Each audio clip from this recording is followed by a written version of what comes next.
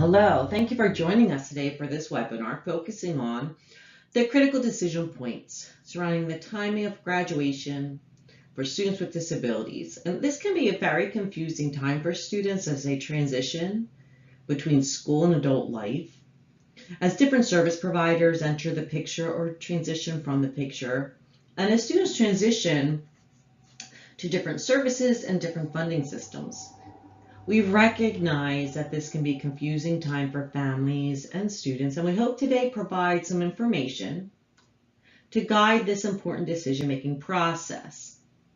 Each student or young adult with a disability is an individual, so we certainly will not be able to respond to every situation, but we hope to present a large enough picture and view of the decision-making process to support the decision-making considerations for families and students. On this slide, you will see a visual of the PA Secondary Transition Roadmap. It is a roadmap that shows the path that students with disabilities may be on. The three different colors highlight the different service providers or agencies that support the process, from K through 12 education in purple, the Office of Developmental Programs in green, and the Office of Vocational Rehabilitation in blue. You may or may not work with all of the agencies, but you definitely work with at least one of the agencies through the transition process. As a student with disability preparing to transition into adult life, there are some questions you need to ask yourself. What are your transition goals? How have you progressed to achieve those goals to support your outcome? What adult services may you need?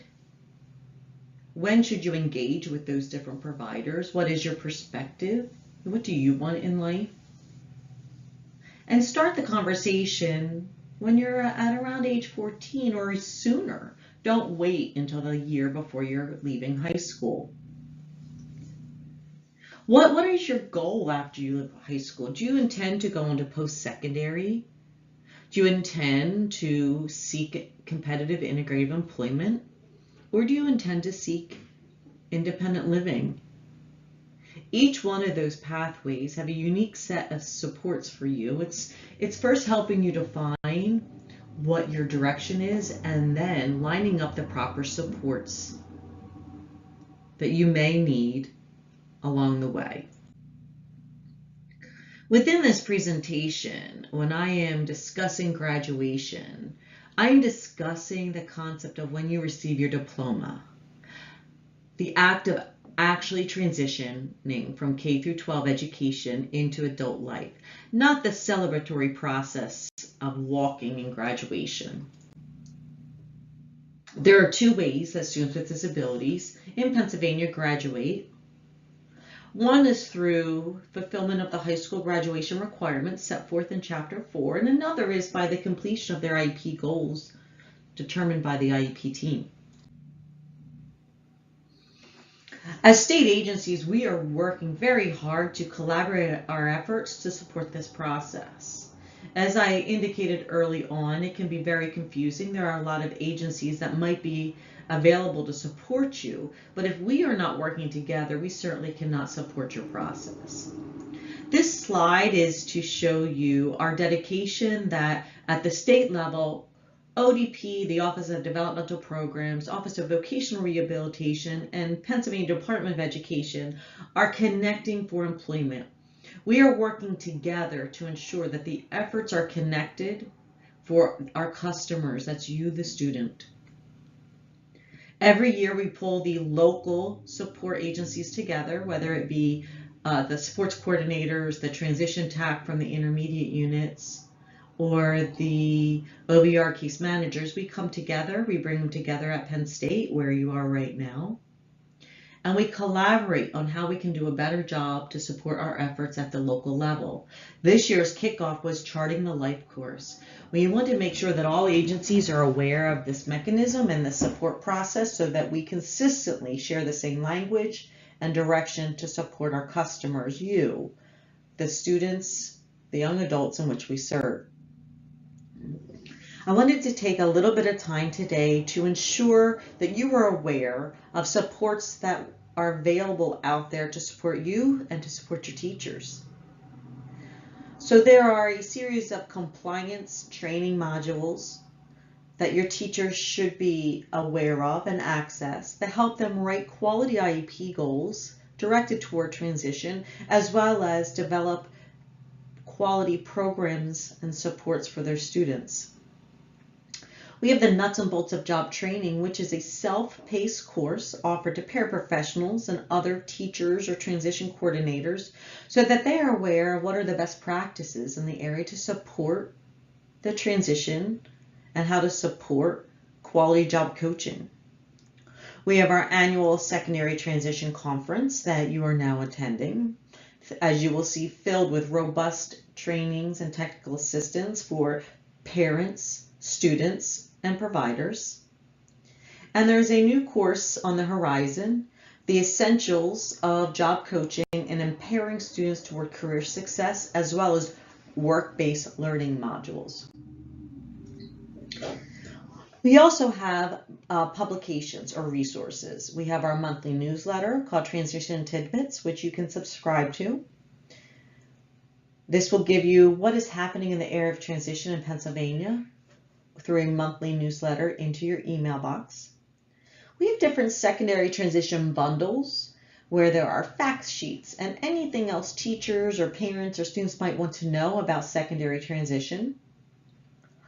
We have the Bureau of Special Education and Office of Vocational Rehabilitation bundle, which breaks down this partnership between OVR and BSC in some tangible, actionable steps that you could see what is the work we are doing together. And then we have an array of supports and videos in both English and Spanish related to that roadmap that I showed you earlier. Additional new supports that we are adding to our transition pathway is our Youth Engagement Specialist. Our Youth Engagement Specialist is a partnership between OVR and BSC where we have youth with disabilities that are helping to train our youth and train our teachers on this youth voice. It's imperative that we make sure that we are gearing our supports in a way that best supports our customers, the students. And these young ladies are just that. They are the youth voice for the Bureau of Special Education and for OVR to ensure that the work that we're doing is heading the right direction. They are available to support students, teachers, professionals, parents, and families in a variety of mechanisms to ensure that we are representing the students in which we serve.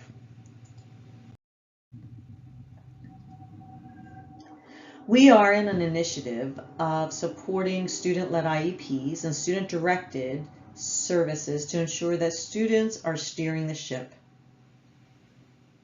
We want to make sure that IEPs occur with students involved as appropriate and as desired, based on the age of the student when the time is right. But ultimately, through that 14 to transition age, students really need to take a more active role in their educational pathway. But to do so, we need to make sure that we are supporting the students on this continuum to ensure at some point they are driving the ship on their path. We have developed an initiative around student-led IEP meetings. There are videos and training modules that teachers can use to support their students to learn about the IEP process so that they can eventually learn to take the lead. There are videos that have each position or personnel that might be at that IEP team table. They describe what their role is so that the students can learn what are the supports available and how the support should be integrated to support their own destiny and their own path. It's really important that students realize that this is their journey. This secondary transition journey is about that student, and it's individualized, and it should be based on what their desires for their path is. So I'm resurfacing this PA Secondary Transition Roadmap, particularly for the students again, to see this is your path. This is your roadmap. In the end, you are the one that will be living your life and need to do so in a way that feels as natural and authentic and as motivating for your own personal desires.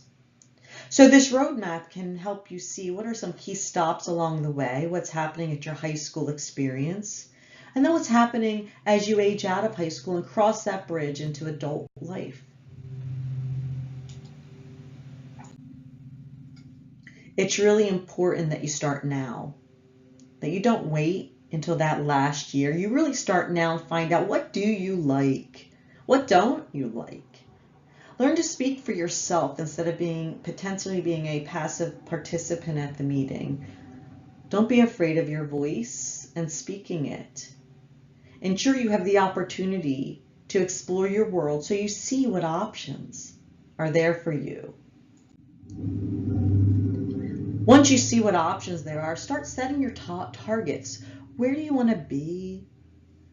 Plan your own trip, plan your own desires based on your desires. Let others know what you're thinking in your mind.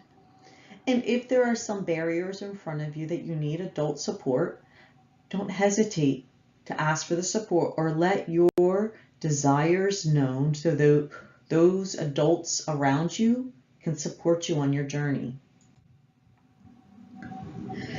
Create your roadmap. Create your own path. Who is along your journey? Who do you want to be on your journey?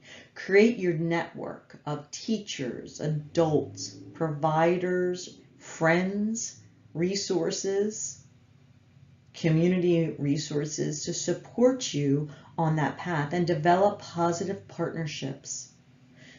Who do you want to be on your team, your support system that we all have in life to support you on your path? Then create action steps. What are you going to do to take the steps toward your ultimate goal, your ultimate path? And make sure you're talking to your IEP team about this. You are in the driver's seat. You are determining your path. Tell people where you want to go and what you want to do. Stay in charge of your plan. Don't hesitate to ask for help along that route if you need it. And if the plan is not going the way you intended, or you change your mind, as we all do in life, change the plan any way you want to. Just make sure you are communicating to those around you that are supporting your plan and your path.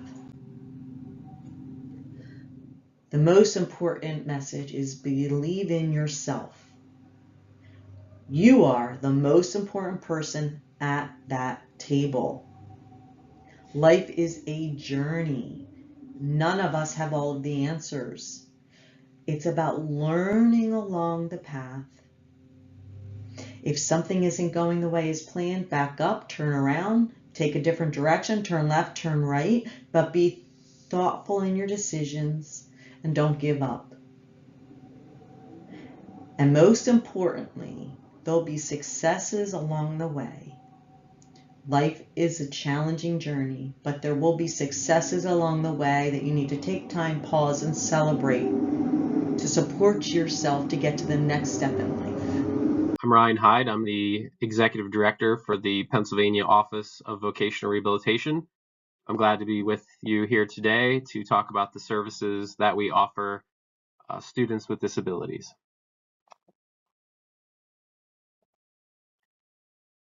OVR's mission and structure is to assist individuals with disabilities to secure and maintain employment and independence. And we do this through our 15 Bureau of Vocational Rehabilitation Services offices, our 6 Bureau of Blindness and Visual Services offices, our Hiram G. Andrews Center located in Johnstown, Pennsylvania, and our Bureau of Central Operations, which is our administrative office in Harrisburg, PA.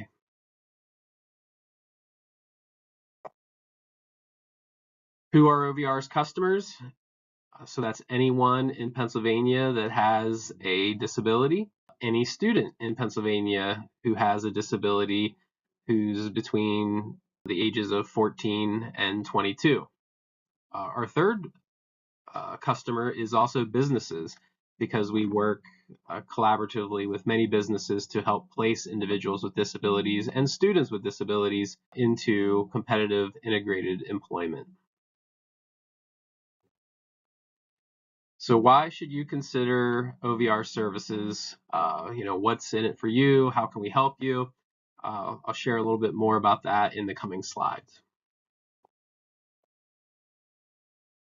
So applying for services, OVR is a eligibility program, so you have to apply for services. So if you are interested in learning more about OVR, you'll want to use our website or talk to a OVR counselor about how to apply for services. But we provide services specifically to either students with disabilities or adults with disabilities who, one, have a disability that's documented, are interested in working in the community, and need additional support to find or maintain a job in the community. OVR also provides a very robust set of services to students with disabilities while they're still in high school. These services are called pre-employment transition services. Students have to be between the ages of 14 and 22. They would need to be enrolled in high school or post-secondary education, and they must have an IEP, a 504 plan, or identify themselves as a student with a disability. OVR has a wide range of services for students, and we really encourage anyone who would be interested in contacting one of our offices to learn more. So how do you get started? For pre-employment transition services for students, it's really quite simple. Often a OVR counselor or early reach coordinator or other staff will come to your school. They might participate in an IEP meeting with you or with your support team or your family. You can complete the OVR 244 pre-ET request form. And sometimes pre-employment transition services are provided directly by OVR, or we may purchase pre-employment transition services from a provider. So there's many ways to get involved with pre-employment.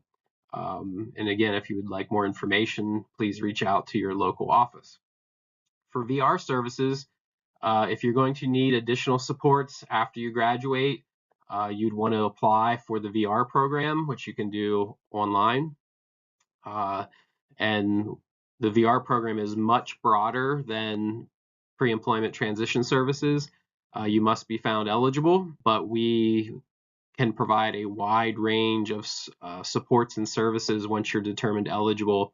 Stuff like supported employment, financial aid for post-secondary training, physical or mental restoration services. We could purchase equipment, or we can help you find or locate a job in the community. So there's lots and lots of stuff that the VR program can assist you with to help you find a job and maintain a job in the community.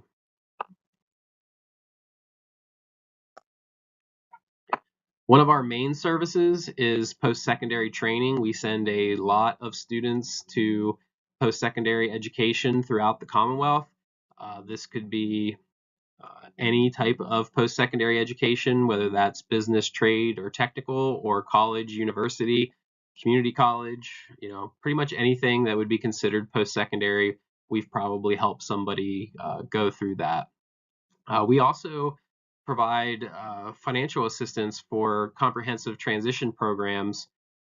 So if there was a comprehensive transition program at the school that you're hoping to attend, we can assist with some of those costs. So there's lots of different things that we can help with post-secondary, and it is one of our largest expenditures that we invest our funds in every year on behalf of post-secondary students. As I mentioned earlier, one of our 4 bureaus is the Commonwealth Technical Institute at the Hiram G. Andrews Center. HGAC is a state licensed education training center that allows you to earn a diploma or a degree that will help you gain needed skills to prepare for successful competitive employment. CTI at HGAC offers 11 degree or certificate programs in a variety of fields, including culinary arts, welding, and information technology, just to name a few. HGAC routinely does evaluations and tours, so if you or your family or a group from a school would be interested in checking out HGAC, please reach out to your local district office and they can connect you with resources to help you make the arrangements for the tour.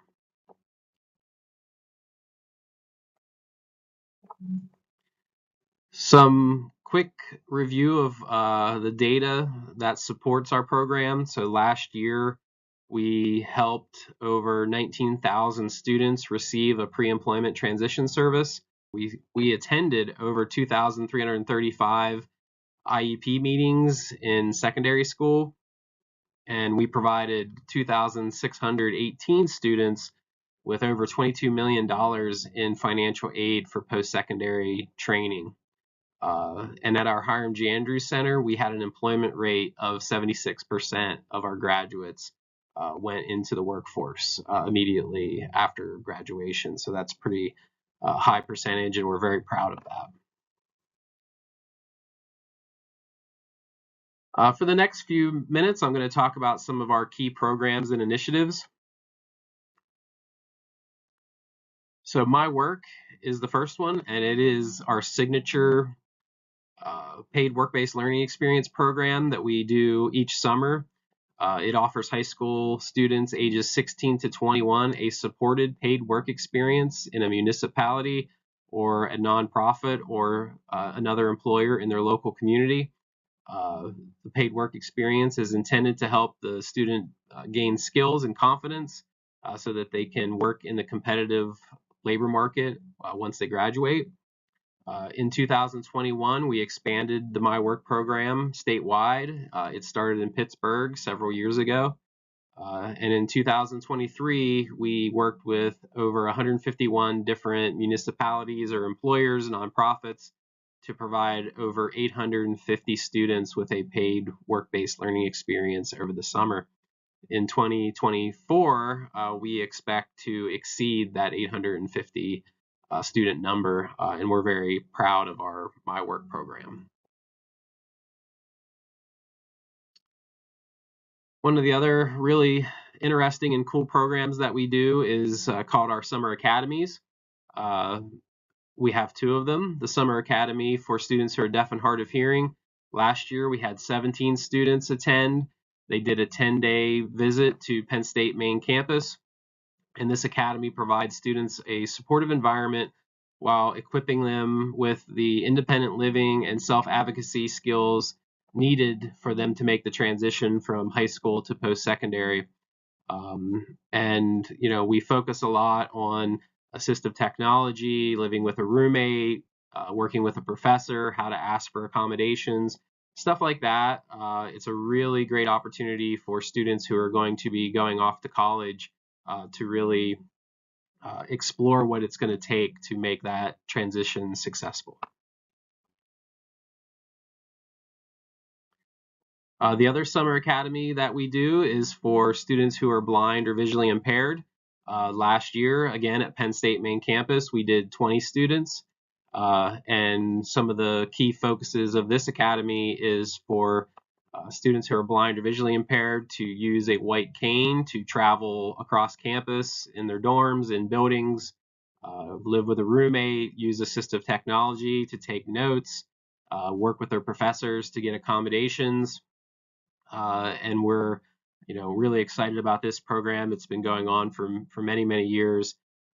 And it really gives students an opportunity to advance their skills and make that successful transition from school to post-secondary, as there is a big change in the accommodations and how you request them between high school and post-secondary opportunities.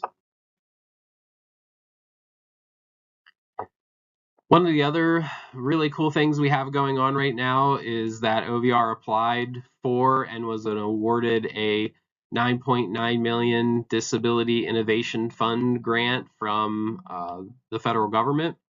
It's a 5-year grant that started last fall, and the intent of the grant is to develop work-based learning experiences for students with disabilities, and also to expand the training and professional development of everybody involved in the ecosystem that helps a student transition from high school to school or high school to work. So the 3-component grant model will include professional development and capacity building, transition discoveries training, and work-based learning experiences. So we're really excited about this. It's a collaborative effort between OVR and the Bureau of Special Education, and we really look forward to seeing this grant materialize in year 2, as the first year is all administrative, developing contracts and starting the implementation.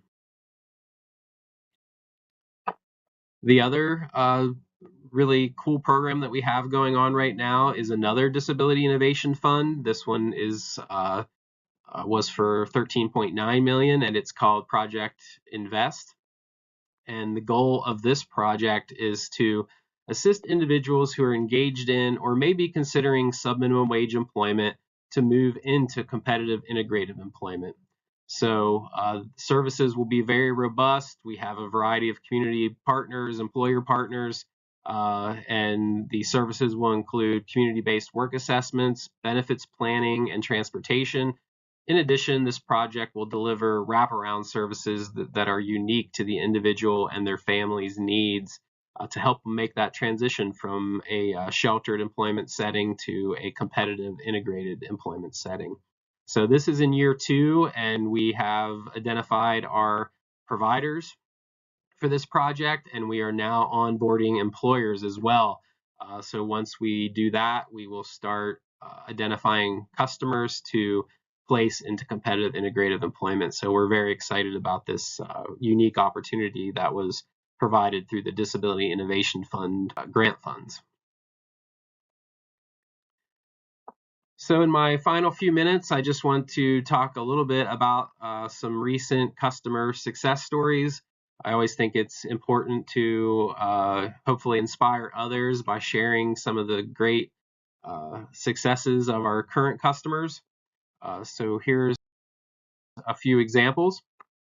Riker was a young person that we worked with over the past several years. He participated in Project Search at UPMC Jameson. That's out in the western part of the state. And he participated in Project Search during his senior year. It helped him to overcome barriers, including knowing how to interact with coworkers and following instructions. After the program, Riker was hired for a permanent position in the medical laboratory at UPMC as a specimen processor. He loves his job, he gets to work with computers, and he has a career in science, which he was very interested in. And Riker's advice to others who may be considering employment or post-secondary training is to be dedicated to trying their best and achieve their goals, even if it takes a little bit of assistance, which of course, that is the whole point of OVR. We're here to help make those connections and provide assistance to allow our customers to be successful. The next success story was Rosmita. She is very thankful for the Commonwealth Technical Institute at Hiram G. Andrews for giving her an opportunity to work as a nursing assistant.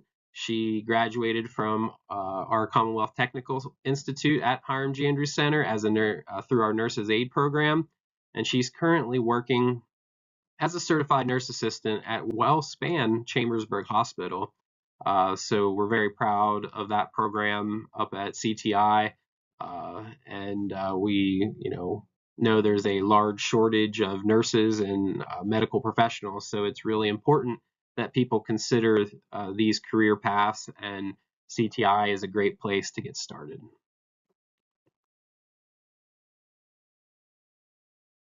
The last success story I was going to share is from Taylor. And Taylor says, anything you want, put your mind to it, and don't let others take you down, which I think is a great sentiment to share here at the end of my portion of the presentation. And Taylor began working with our Altoona office of the Bureau of Blindness and Visual Services as a child, and he received orientation and mobility and vocational rehab training services as a child and as a young adult to learn how to use a white cane and learn other skills. During his high school years, he participated in our BBVS Summer Academy, which I mentioned earlier, and a variety of paid work-based experiences. Taylor went on then to earn his associate's degree in communications with assistive technology and counseling and guidance being the primary services he received towards the end of his case. So we're very proud of Taylor, and he is currently employed as a customer service rep at John Stuckey Ford in Hollidaysburg, Pennsylvania. So just thought I'd share a couple success stories. Hopefully they inspire you as they do all of us here at OVR. And with that, I'll wrap up my presentation. We're happy to talk to anyone or share additional information, come to a school. But if you want to find your local OVR office, you can use the link in this PowerPoint to go to our office directory that's on the website there, or you can contact central office via phone or via email, and we will connect you to the correct local district office. So just let us know in what county you're calling from, and we will connect you to the correct location. So with that, I really appreciate your time today. We have a lot of different services that we can offer students and adults with disabilities to help them find their career path and work in the competitive labor market. So we're very excited to be with you today, and thank you for your time.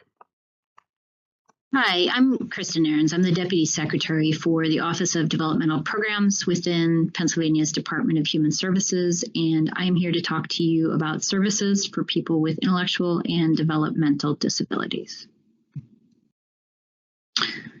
So to start today, talk a little bit about what our responsibility is. ODP, Office of Developmental Programs, is responsible for the oversight of services for individuals with intellectual and developmental disability services in the Commonwealth. We have a philosophy called Everyday Lives, and this really boils down to the idea that people with disabilities should have the support to live everyday lives just like any other Pennsylvanian. We value what's important to individuals and their families who want this everyday life, and we try to have a set of services that mean people can work, play, love, enjoy their communities just like any other Pennsylvanian. Within ODP's home and community-based services, we call those waivers for short. We have a whole list of services, and I won't go over all of them today, but I do hope that for those of you who this is new to, that you reach out, contact your county, and find out more about our services. But essentially, we have services, everything from supports coordination, so someone to help with planning, to a whole bunch of different employment services, for students who are looking to do some continuing education after high school. We do have something called educational support that can assist to pay for college education or some other adult education, including the support that somebody needs to get that. We can pay for housing and vehicle modifications. We have services that can help someone find a home and support them to be stable in that housing. We have different residential services. We have nursing and therapy services, transportation services. So all kinds of different services that are aimed at supporting people to live those everyday lives. So who's eligible for our services? Our services, you want to start with the county.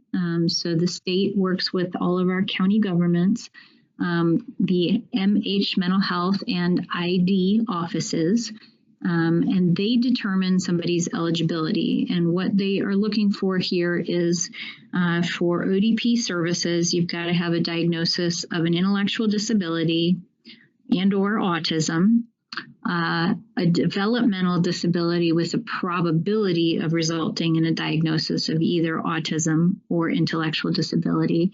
And then in the last couple of years, we added another eligibility category for children with medically complex conditions. For someone to be eligible, they have to have a diagnosis, one of those diagnoses, and they have to meet what's called level of care for an intermediate care facility for intellectual disability or for other related conditions. I know that's a mouthful. We say for short ICF, intermediate care facility. So you have to have the level of support that someone who would otherwise need services in a facility would use. The other criteria for waiver eligibility is that you have to need services. So you've got to have the diagnosis, you've got to have a level of care that means that you need services, and then you've got to need at least one service other than supports coordination. The other the other condition or eligibility criteria for participating in ODP's home and community-based waivers is you've got to be Medicaid eligible. So, the Office of Income Maintenance, the County Assistance Office, will do these determinations. For someone who's already eligible for Medicaid, you would already know that. One of the other things to be aware of is that for individuals enrolled in ODP's home and community-based waivers, this also applies to the Office of Long-Term Living. People can their income can be up to 300% of the federal benefit rate, and they maintain their waiver or their home and community-based waivers as long as they stay under that 300% of federal benefit rate. So the chart on this slide walks through, we have 4 different home and community-based waivers within the Office of Developmental Programs, and the names of those are the Consolidated Waiver, the Person Family Directed Support Waiver, or PFDS for short, the Community Living Waiver, and the Adult Autism Waiver. The individuals that are served in those waivers are, as I said before, you've got to have this eligibility, a diagnosis of intellectual disabilities, autism, developmental disability, birth to age 8, or a child with a medically complex condition. That is for what we call the IDA waivers, the Consolidated PFDS and Community Living Waiver. The big differences here are that the PFDS and the Community Living Waiver have annual caps on them. An individual in this waiver cannot have services for the PFDS that exceed $41,000 per year. For the Community Living Waiver, the individual services cannot exceed $85,000 a year. The Consolidated Waiver does not have a cap. The services, these waivers, the Consolidated PFDS and Community Living Waiver, also called the IDA waivers, are any age, so that those really do serve people birth to death that meet that eligibility criteria. We also have an Adult Autism Waiver that is only for adults 21 and older, and that also does not have a cap. Important to know, within ODP, we do have waiting lists for our home and community-based services. The IDA waivers have roughly 4,500 adults that are 21 and older that are waiting for services. The way that adults are prioritized, well, children too, the way we prioritize people for enrollment in the waivers is by something called a prioritization of urgency of need for services. So if you are a student or a family member of a student and you don't know if you are on the waiting list or what the status is in terms of the waiting list, you're going to want to reach out to your supports coordinator and ask what your PUNS is. If you have a PUNS, that is the form that is used to make sure that if you are in need of services and you don't have them, that we know you are waiting for them, and helps us identify when to enroll people. The other very important thing for you to know is that ODP prioritizes, even though we have a waiting list, all graduating students that are known to us will be offered enrollment in at least the PFDS waiver prior to their graduation. So we have made a commitment to try to make sure that students leaving high school have that waiver and those services available to them. The other, on the adult autism waiver, that waiting list, that also has a waiting list that works a little differently. That one is first come, first serve. And that is eventually transitioning to PUNS. So I would tell everyone that if you are not, if you have not registered for services through the Office of Developmental Programs, you should contact your county right away if you need services. Another really exciting thing I want to share with you is that this year, I said that we have this waiting list of 4,500 adults. This year, just this February, Governor Shapiro announced a multi-year program growth strategy to end that waiting list for adults. And so this year, the governor let counties enroll 1,600 additional people into the waivers. The governor has in his budget for this next year another 1,500 people that would be enrolled. And then ODP has will be managing the waiting list a little differently. So we think that we can get to many of those people who are waiting. But again, I want to remind for students, if you're anywhere in the transition age, we do absolutely prioritize transitioning students into waiver enrollment. The other thing is it's not too early to register. So we do, again, our services are for people birth to death, any age, as long as they have that intellectual disability. They need the level of care, they meet that level of care, and they have Medicaid. So people may wait, but it's important for us to know who needs what in terms of what they're waiting for. And also the services of a supports coordinator can be really invaluable in terms of connecting you to other resources. So I really encourage everybody it's never too early to register with our system if you think you're going to need the services. Where you begin is you've got a link here that will make available to everybody where you're going to contact whatever county you live in. You contact the Mental Health Intellectual Disability Office in the county and let them know that you would like to register for services, and then they will walk you through the whole process. They will tell you which documents you need to bring to show that you are eligible for services. They're going to ask for different assessments, typically medical, psychological, different school records that will help them determine your eligibility. And again, why, some of you may be asking, why would I enroll if there is a waiting list for services?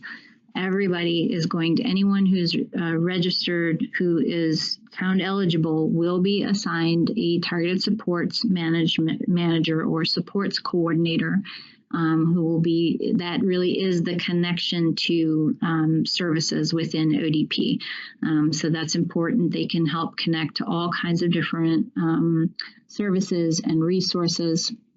They're also going to be really critical in making sure that during that transition age, There's good planning for entry into the adult service system. And lastly, we do any students that are known to us as they are graduating, we will offer enrollment in at least that capped waiver, the PFDS waiver. So I highly encourage everyone to go ahead and register, even though there is a waiting list. And with that, I will turn it over to my peers, and I will be available for questions. Thank you. Hello, I'm Juliet Marcella, Deputy Secretary for the Office of Long-Term Living with the Department of Human Services. I want to share my thanks and gratitude to HUNE for inviting me to present at this year's Community of Practice Transition Conference and share the many programs available to individuals transitioning into adult services. I'm going to be sharing a short presentation slide. So the Office of Long-Term Living is the entity within the Department of Human Services responsible for administering managed long-term services and supports, also known as MLTSS, through a capitated Medicaid managed care program called Community Health Choices, and also home and community-based services, also known as HCBS, under the OBRA waiver and the Act 150 programs. And we cover the costs of Medicaid eligible individuals who reside in nursing facilities and waiver programs for the elderly, adults with physical and cognitive disabilities. In addition, the Office of Long-Term Living is charged with administering long-term services and supports through a Medicaid managed care program called Living Independence for the Elderly. And we also administer licensing statutes, policy and regulations of personal care homes, and assisted living residences.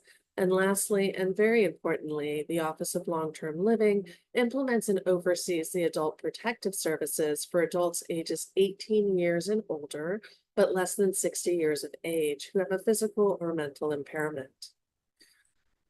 We abide by several service principles that are core to the services we provide, and that includes ensuring participant choice, participant-centered service planning, and employment first principles.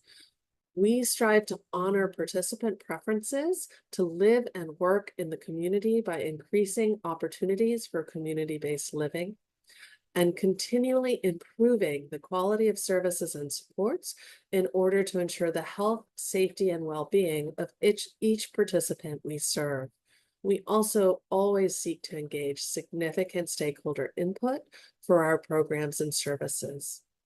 So as I talked about the home and community-based services that are available through the Office of Long-Term Living, I have a list here of the services that are available in our Community Health Choices programs and our OBRA programs. So as you think about continued service needs and supports needs, these are the services that are available through these programs.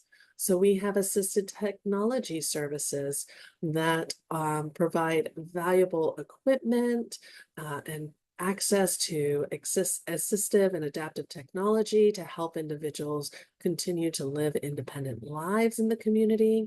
There's behavioral health therapy, which is an extension of services through your primary health care coverage.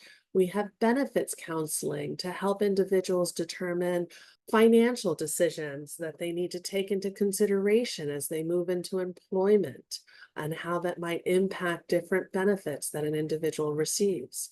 We have career assessment services that are an extension of services available through the Office of Vocational Rehabilitation.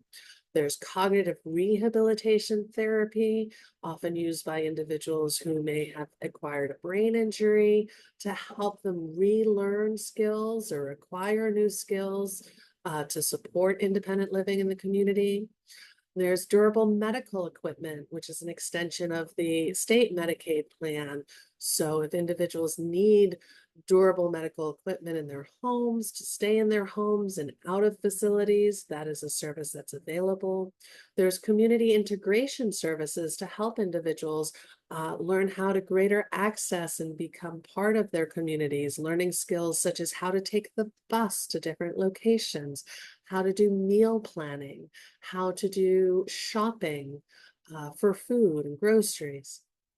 We also have employment skills development to help individuals prepare for and obtain employment.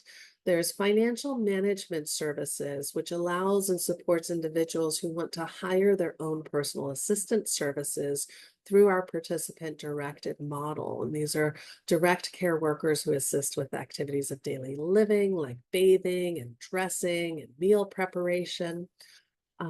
We also have home delivered meals for individuals who might need additional nutritional supports or specifically tailored meals for supporting a low sodium diet or a heart healthy diet. We also provide non-medical transportation, again, to support individuals' participation in community events and staying independent in the community. There are nursing services.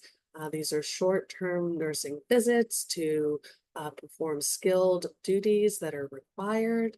We have nutritional counseling, occupational therapy, speech therapy, behavioral therapy, all extensions of the state Medicaid plan. Many individuals utilize our personal assistance services, as I mentioned before. That's to help assist with activities of daily living, like bathing and dressing and toileting and meal preparation. We also provide personal emergency response systems. So for individuals who are home alone for extended periods of time, personal emergency response systems, or PERS, are a great service to allow folks to quickly get connected to emergency services should a fall occur or some other emergency need happen. It gives that peace of mind. We also provide pest eradication, job finding and coaching for individuals who acquired employment, who want to maintain their employment, or if there's a change within their employment that they need additional supports for. We provide respite services for caregivers at home that might need a little bit of a break. So we provide supports there. Another significant service are home adaptations to help support an individual reside in their homes. They may need a ramp to be able to utilize a motorized wheelchair to exit or enter the home. And so we have home adaptations that are available through our waivers and programs to support individuals to be able to stay in their homes and communities. Now, these waiver programs have certain criteria for individuals to be eligible for. So as individuals are moving into the adult system and they may need these additional home and community-based services, individuals must meet eligibility criteria for these services. And for the Office of Long-Term Living, the Pennsylvania Independent Enrollment Broker, also known as the PAIEB, is a contracted statewide entity that facilitates the enrollment process for Pennsylvanians seeking home and community-based services and long-term services and supports from the Office of Long-Term Living. Individuals must meet our Office of Long-Term Living waiver program eligibility criteria for services, and the Pennsylvania Independent Enrollment Broker supports individuals in learning about which programs may meet their needs and supports the eligibility determination and enrollment process that every individual needs to go through. And so now I'm going to talk a little bit about the eligibility requirements for each of our waiver programs that may be of interest to you today. So for the OBRA waiver, the eligibility for the OBRA waiver, to be eligible, you must be a resident of Pennsylvania, be age 18 to 59. Individuals who turn age 60 while they are in our waivers are able to continue to receive services through the OBRA waiver until those services are no longer needed. However, at the initial eligibility determination process, you need to be between the ages of 18 and 59. In addition, you have to have a severe developmental, physical disability that would meet the requiring criteria of the intermediate care facility for other related conditions. And that's the level of care requirement that a person would need to have to be eligible for the OBRA waiver. The disability must result in a substantial functional limitations in 3 or more of the following life activities: self-care, communication, learning, mobility, self-direction, and the capacity for independent living. You must meet the financial requirements as determined by your local county assistance office for Medicaid services. So for us, other related conditions includes physical, sensory, or neurological disabilities, which manifested before the age of 22 and are likely to continue indefinitely.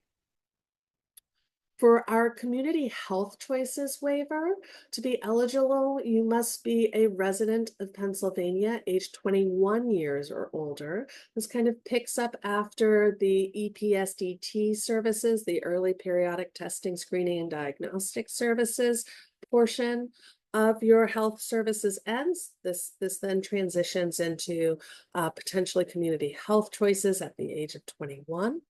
To be eligible, you also need to be receiving both Medicare and Medicaid, which is often referred to as being dually eligible for benefits, or be eligible for Medicaid and determined to meet the nursing facility clinically eligible level of care and need long-term services and supports. In addition, you must meet the financial requirements as determined by your local county assistance office.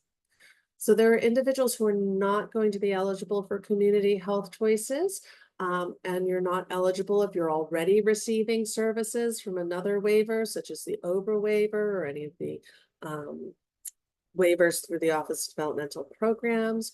You won't be eligible for community health choices if you're an Act 150 program participant who is not dually eligible. These are individuals who would meet the nursing facility level of care criteria, but are not financially eligible for Medicaid. Or if you're a resident in a state-operated nursing facility, including the state veteran homes.